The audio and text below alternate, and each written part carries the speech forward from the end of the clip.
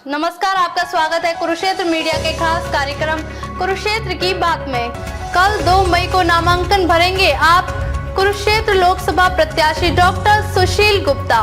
लोगों से संघर्ष में सहयोग करने की अपील, अधिक से अधिक संख्या में लोग हों शामिल। 2024 लोकसभा चुनाव तानाशाही के खिलाफ और संविधान बचाने की लड़ाई। कुरुक्षेत्र में नामांकन प्रक्रिया शुरू हो चुकी है। वीरवार 2 मई को आम आदमी पार्टी व इंडिया गठबंधन के साझे उम्मीदवार डॉक्टर सुशील गुप्ता अपना नामांकन भरेंगे। गुप्ता ने लोगों से अपील की है कि लोकतंत्र को तानाशाही से बचाने के इस संघर्ष में उनका सहयोग करें। ज्ञात हो कि आम आदमी पार्टी नेता व सांसद संजय सिंह ने पिछले कल हरियाणा में आकर अरविंद केजरीवाल का संदेश सुनाया था कि इंडिया गठबंधन की सरकार बनने पर 4 गारंटियों को लागू किया जाएगा, जिनमें देश भर में 200 मुफ्त बिजली, युवाओं को 1000 रुपए बेरोजगारी भत्ता, महिलाओं को 1000 रुपए की मासिक आर्थिक सहायता और किसानों को स्वामीनाथन रिपोर्ट के आधार पर फसल का समर्थन मूल्य देना शामिल है। वहीं डॉक्टर सुशील गुप्ता ने भी जगह जगह जाकर लोगों को स्थानीय मुद्दों पर संसद में उठाकर पूरा करने का आश्वासन दिया है, जिनमें कुरुक्षेत्र को धार्मिक पर्यटन नगरी के तौर पर विकसित करना और रिंग रोड का निर्माण शामिल है। साथ ही अस्पतालों में डॉक्टर, बेड और अन्य सुविधाओं को सुनिश्चित करना और शिक्षण संस्थानों में अध्यापकों, शौचालयों, पानी, बिजली जैसी मूलभूत सुविधाओं को पहुंचाकर उन्हें अंतर्राष्ट्रीय स्तर का बनवाना भी उनके मुख्य मुद्दों में शामिल है। नामांकन भरने से पहले जनता से अपील करते हुए डॉक्टर सुशील गुप्ता ने कहा कि लोकतंत्र को बचाने की इस लड़ाई और कुरुक्षेत्र की आवाज संसद में उठाने के लिए आपके राष्ट्रीय संयोजक अरविंद केजरीवाल ने उन्हें चुना है। इस लड़ाई में सभी के सहयोग की जरूरत है, इसीलिए इस नामांकन रैली में सभी शामिल हों। किसान आंदोलन के दौरान मैं देश के अन्नदाता की रक्षा के अंदर उसकी सेवा करूंगा। इसको जेल में डालने के लिए प्रेस्टिडियम नहीं दूंगा, किसी भी कीमत पर इसको जेल के अंदर बंद नहीं होने दूंगा। वो अरविंद केजरीवाल जो दुकानदार को सरकार का पार्टनर समझता, उसको चोर नहीं समझता।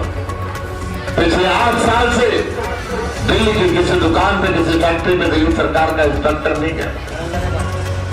वो अरविंद केजरीवाल जो सारे देश की महिलाओं को बस यात्रा मुफ्त देता, वो अरविंद केजरीवाल जो 60 साल से ऊपर के हर बुजुर्ग को तीर्थ यात्रा मुफ्त देता, हर धर्म उसको जेल में डाल दिया।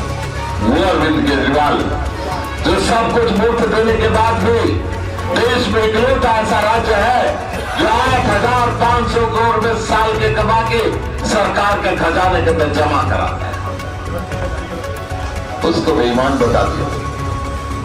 मोदी सरकार ये तो नाजायज काम कर रही है, ये तो संविधान के विरुद्ध काम कर रही है, ये तो लोकतंत्र के विरुद्ध काम कर रही है। इन्होंने झारखंड के मुख्यमंत्री हेमंत सोरेन को गिरफ्तार किया।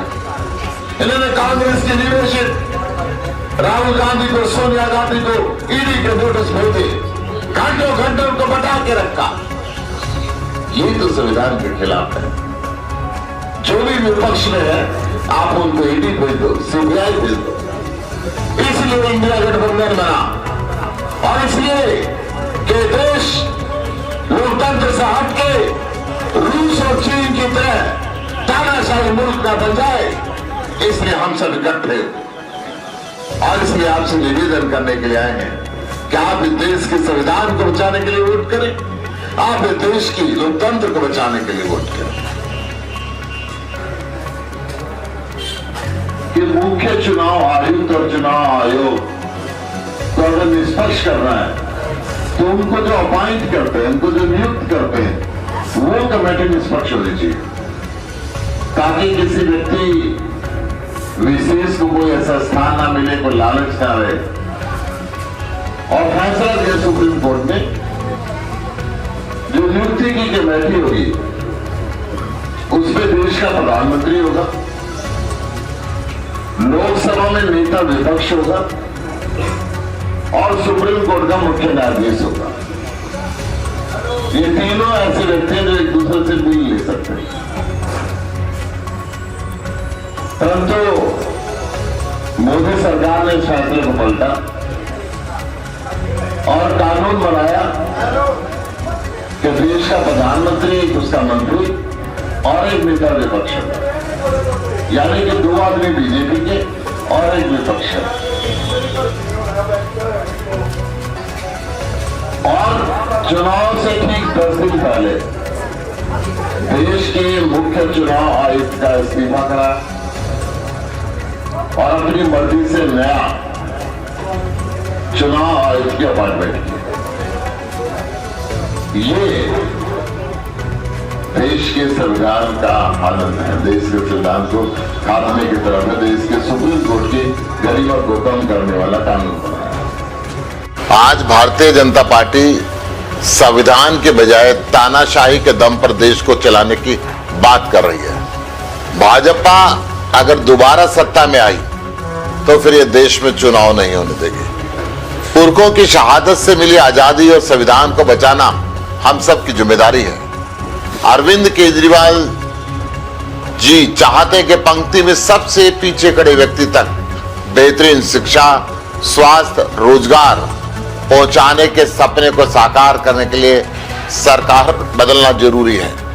तानाशाही के खिलाफ हम आजादी को अंजाम देने के लिए अरविंद केजरीवाल जी ने मुझे ये बड़ी जिम्मेदारी दी है कि मैं संसद में खड़े होकर कुरुक्षेत्र की आवाज उठाऊं। मैं डॉक्टर सुशील गुप्ता कुरुक्षेत्र से आम आदमी पार्टी और इंडिया गठबंधन का साझा उम्मीदवार का नामांकन 2 मई को भरने जा रहा हूं। मेरी आप सबसे प्रार्थना है बड़े से बड़ी संख्या के अंदर इसमें शामिल हो। 2 मई को 12 बजे LIC सेक्टर 37 कुरुक्षेत्र से हम चलेंगे और DC ऑफिस तक जाएंगे। जय हिंद साथियों। 300 से ज्यादा सीटें इंडिया गठबंधन की आने जा रही हैं और 4 हमारे प्रमुख वादे हैं जो हरियाणा के लोगों से, कुरुक्षेत्र के लोगों से करने के लिए आया हूं और ये मैं अरविंद केजरीवाल के भरोसे करने आया हूं। और आप जानते हैं अरविंद केजरीवाल ने जो कह दिया उसको करके दिखाते हैं। वादे से ज्यादा काम हिंदुस्तान में कौन करके दिखाता है? अरविंद केजरीवाल। अपने घोषणा पत्र से ज्यादा काम कौन करके दिखाता है? अरविंद केजरीवाल। उन्होंने संदेशा भेजा है, कुरुक्षेत्र के लोगों से कहने आया हूं, जिस दिन इंडिया गठबंधन की सरकार बनेगी पूरे देश में 200 यूनिट बिजली फ्री होगी। पूरे देश में 200 यूनिट बिजली फ्री होगी। अरविंद केजरीवाल का वादा है नौजवानों को रोजगार देंगे। जब तक रोजगार नहीं मिलता 1000 रुपए बेरोजगारी भत्ता नौजवानों को दिया जाएगा। माताओं बहनों के लिए 1000 रुपए प्रतिमाह की आर्थिक सहायता दी जाएगी। किसानों को आज किसान सम्मान निधि के नाम पर बेवकूफ बनाने का काम किया जाता है। 1000 रुपए आर्थिक सहायता किसानों को प्रतिमाह दी जाएगी। ये 4 प्रमुख बातें हैं जो हम देश के लोगों तक पहुंचाने का काम कर रहे हैं और इंडिया गठबंधन की सरकार बनेगी तो केजरीवाल जी इन वादों को पूरा कराने का काम करेंगे। अच्छी शिक्षा, अच्छा स्वास्थ्य और किसानों को MSP, ये सारी बातें हैं जो हम जनता से गारंटी के तौर पर कह रहे हैं। MSP स्वामीनाथन आयोग के मुताबिक यानी कि फसल के दाम पर 50% मुनाफा, ये हमारा संकल्प है जिसको हम लोग पूरा करेंगे।